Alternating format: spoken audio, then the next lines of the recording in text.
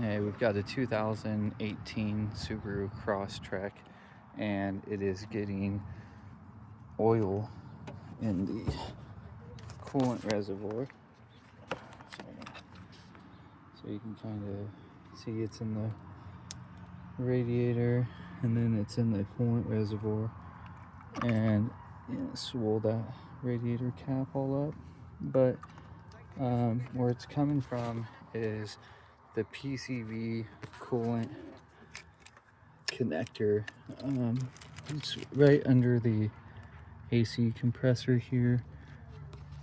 I'll get a better view of it once the AC compressor's off, but I'm just going to remove the AC compressor and then the bracket under the AC compressor, and coolant and oil can mix right there. So if you're having oil in your coolant, it doesn't always have to be the head gasket or something detrimental like that. So in my case, it's just that connector, a PCV connector under there. So you'll just see there's 14 millimeters to take off the AC compressor itself, I think it's 17 millimeter to remove the belt with the tensioner there. Once the compressor's off, there's a few more 14 millimeters on the bracket that's under that the compressor attaches to, and then that lets you get to the PCV connector, which looks like it's just some 10 millimeters and a few hose clamps to replace it. This is what the connector looks like. Just a little note, all those bolts are different sizes, so I just made sure to keep track of which one went where. This is what the connector looks like. It has two hoses going to it.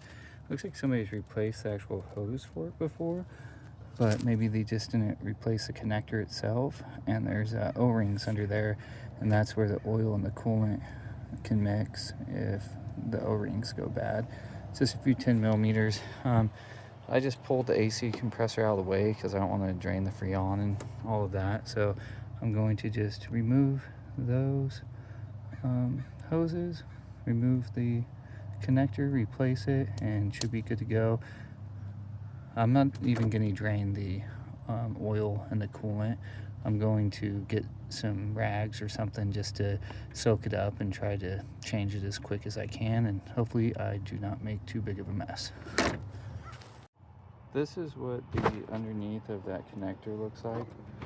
You can see there's O-rings on there, and if those go bad, that's what allows the coolant to mix between the oil and the coolant.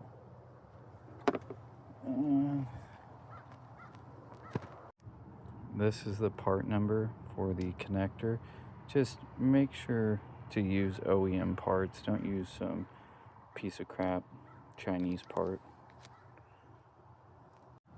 When I pulled that out, that's all the coolant that came out, so it didn't start dumping coolant or anything. And the O-ring on there was definitely bad.